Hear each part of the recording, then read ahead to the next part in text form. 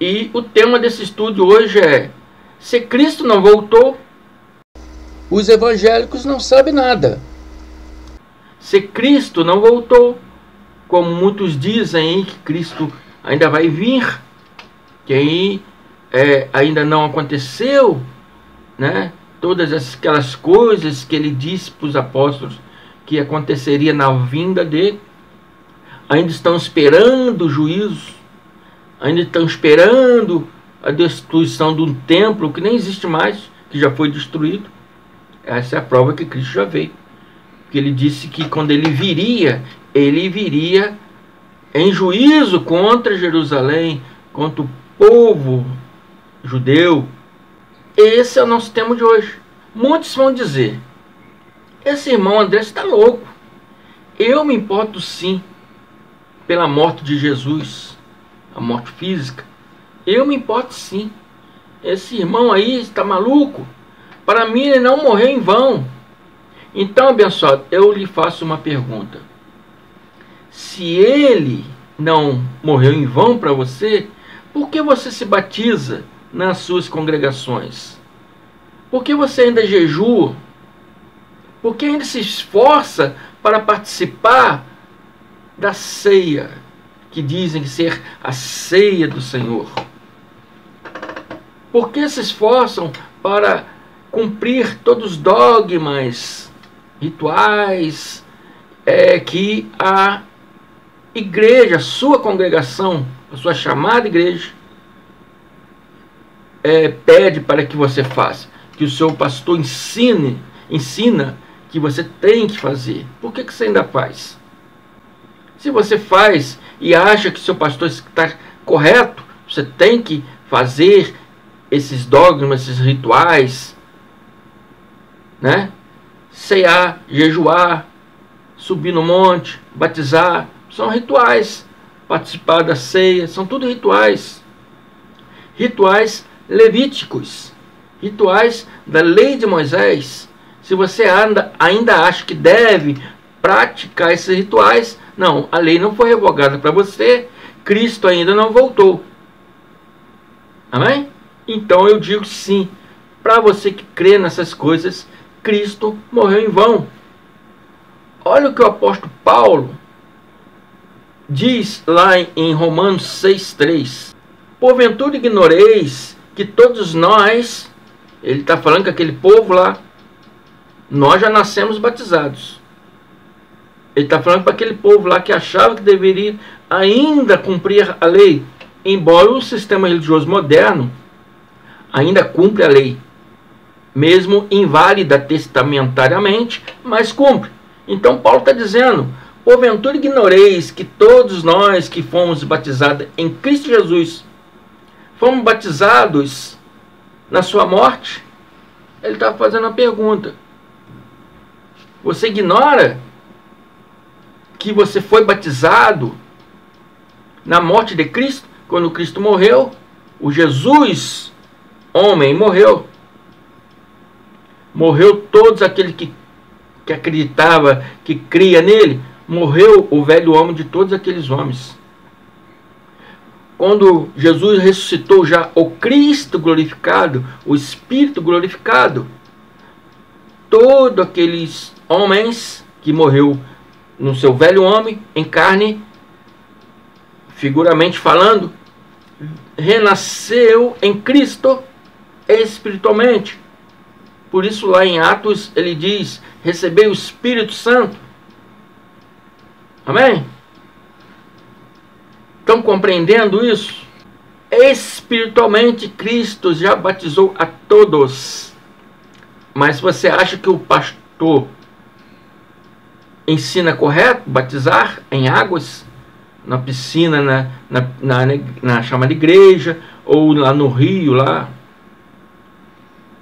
Se você acha isso correto, Cristo morreu em vão. Você está dizendo: não, isso é mentira, ele não me batizou. Mas Cristo batizou a todos lá no madeiro. Isso é receber Cristo em vão. É fazer aquilo que ele já fez por você. Você não precisa mais batizar, porque já te batizou a todos. E nós que nascemos depois do dia do juízo, que foi do ano 70 para cá, já nascemos batizados em Cristo, não precisamos batizar. Se você crê nisso, sim, Cristo morreu em vão.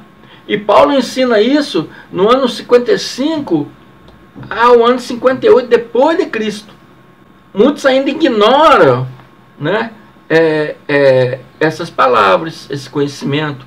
Muitos dizem ser doutores do conhecimento, não conseguem compreender isso. Acha que o povo ainda tem que cumprir aquilo que Cristo veio para destruir. Então, se você ceia, se você batiza, se você participa da ceia do Senhor, né? Se você tem que jejuar para receber o Espírito, se você tem que batizar, você tem que subir no monte para buscar o Espírito, é uma pregação mentirosa, é um ensinamento mentiroso, é uma falácia religiosa que os pastores estão ensinando. Não tem nenhum cumprimento na palavra ensinar você, cristão, a fazer isso. Hoje, no tempo da graça, você não deve fazer isso, porque isso era para aquele tempo, para os judeus, antes do juízo. Depois do juízo, depois da queda do templo, a lei foi revogada.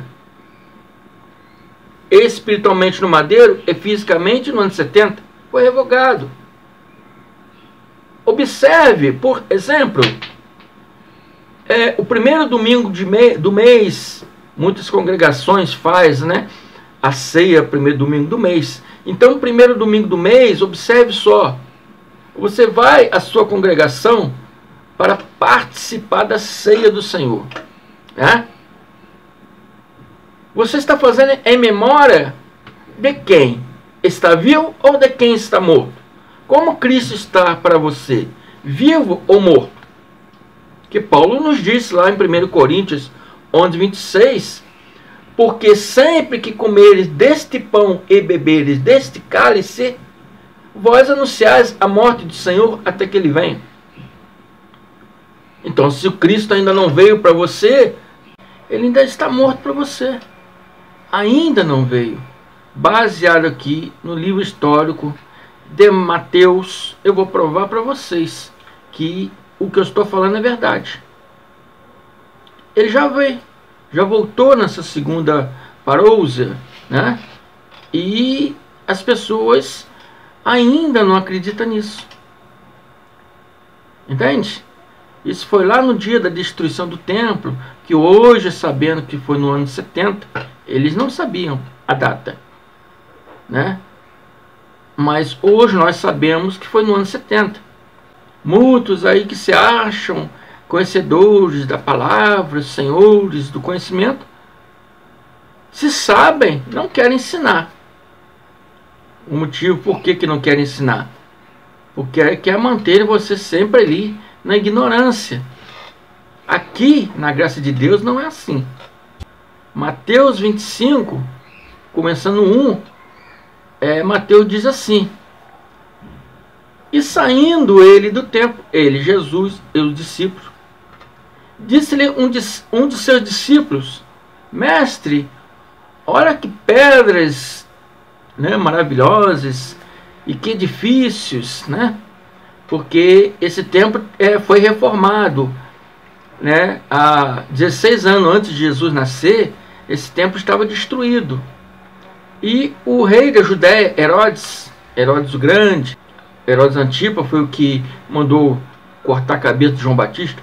O pai dele, o Herodes o Grande, ele reconstruiu, reformou aquele templo, né, por uma causa política. Ele queria ficar bem com os judeus, então mandou reformar aquele templo e colocou ali as melhores pedras nas estruturas, entalhou ali letras, né, das escrituras em ouro, né? Então ele fez os melhores artifícios suntuosos e todos os judeus ficaram maravilhados com aquilo. Os discípulos também ficaram maravilhados com aquilo. O que aconteceu? Quando eles viram aquilo, falaram: aí, Senhor, que coisa linda, maravilhosa. E Jesus respondeu para ele: vê esses grandes edifícios, vê essas coisas que vocês estão bobados em ver aí, não ficará pedra sobre pedra que não seja derrubada. E os discípulos interrogaram ele, dizendo: diz-nos, quando acontecerão essas coisas? Qual será o sinal da tua vinda? Olha só. Qual será o sinal de tua vinda e do fim dos tempos?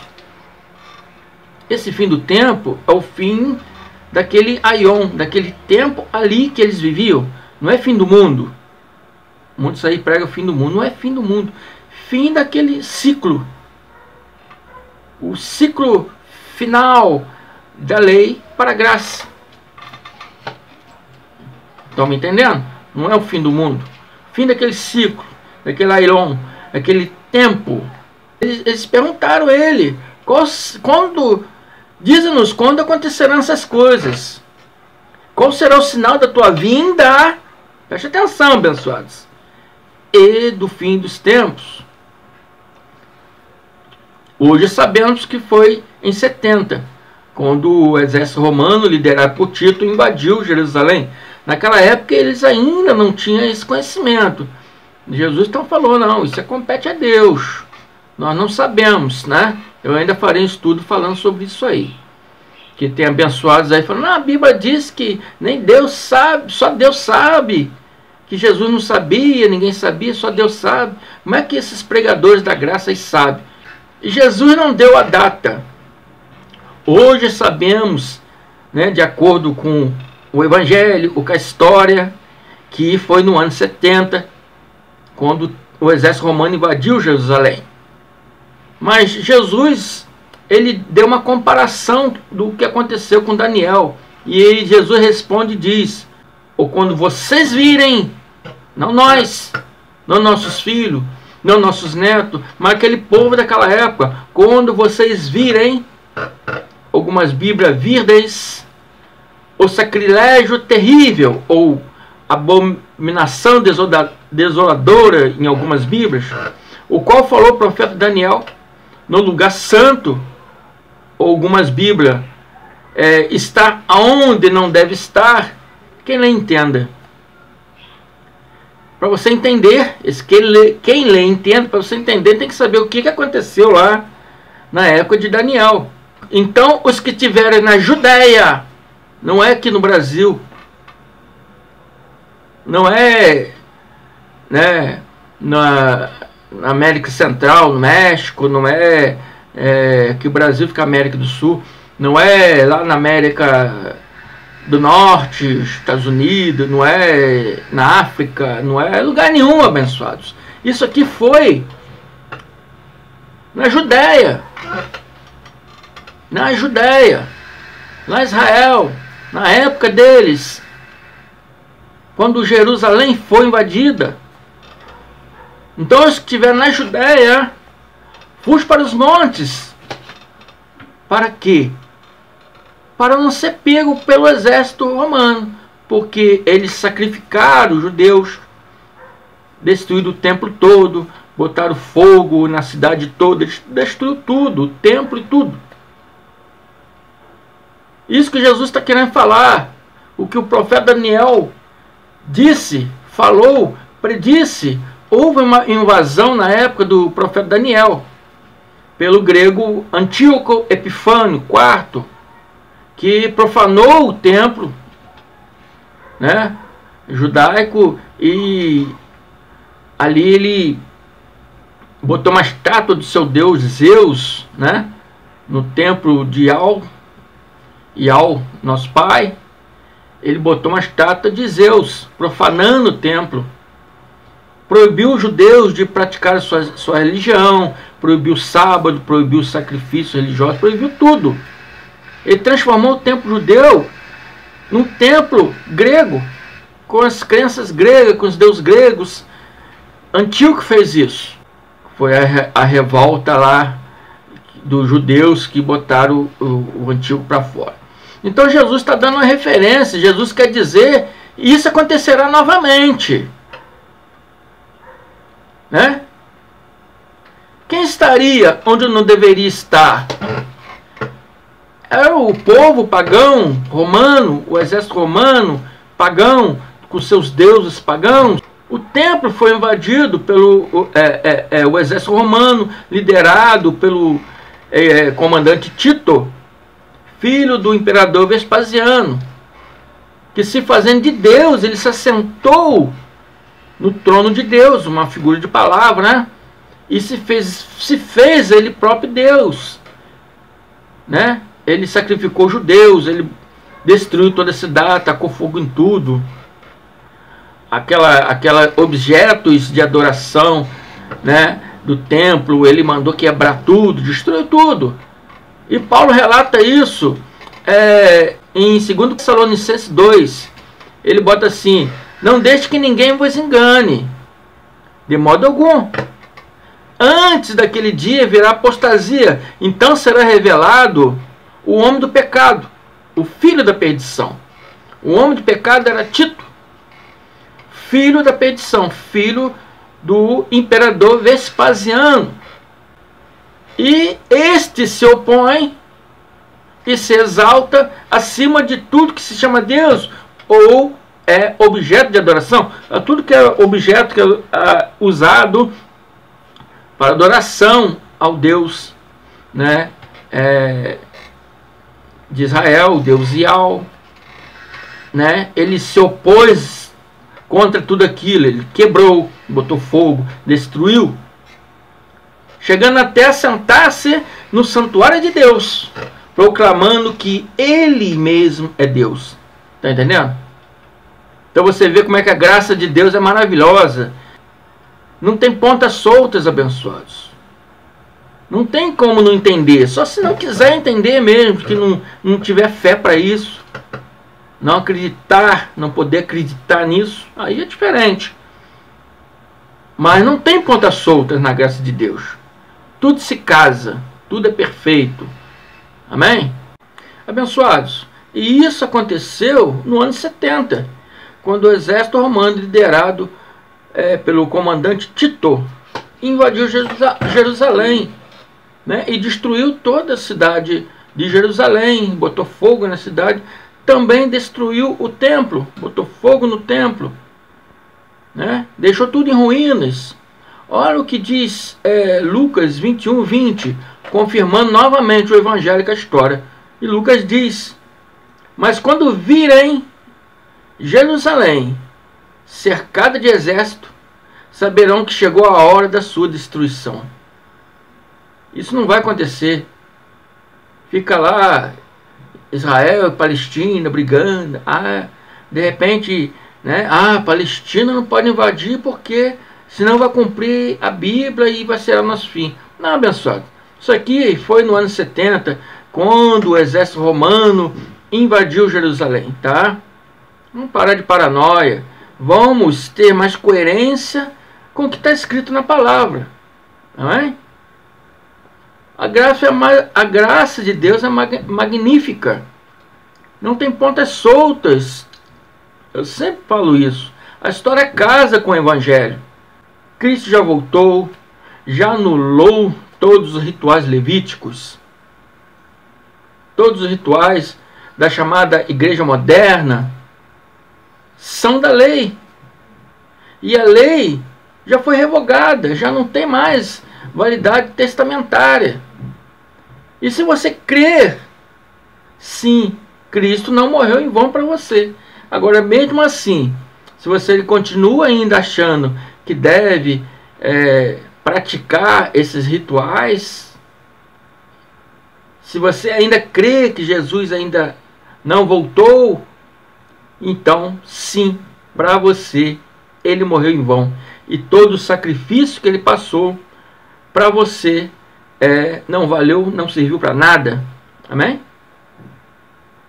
Analisa aí, ouça esse vídeo mais de uma vez para você poder entender melhor.